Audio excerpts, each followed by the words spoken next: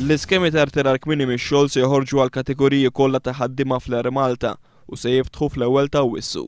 Il-ħaddiema kienu informati li se jingħataw xahar ċans biex jiddeċiedu jekk jieħdux l-iskema ta' irtirar kmieni jew le. L-iskemi huma ntisi biex inaqsu n-numru ta' ħaddiema mill-kumpanija b'511. Il-management qal li jekk dan in-numru ma jintlaħaqx il-kumpanija se timplementa pjanijiet oħra biex tnaqqas in-numru ta' impjegati. Il-ħaddiema tal-Air Malta l-istess bħal tal-Go tat-Tarsna kienu nataw garanzija personali mill-Prim Ministru Lorenz Gonzi qabel l-aħħar elezzjoni ġenerali li l-impjeg tagħhom mal-kumpanija rispettiva huwa garantit. Fil-laqgħa li damet għaddejja satejn il-ħaddiema nataw spjegazzjoni dwar is-sitwazzjoni li tinsab fiha l-kumpanija wara li ingħatat self ta' 52 miljun euro.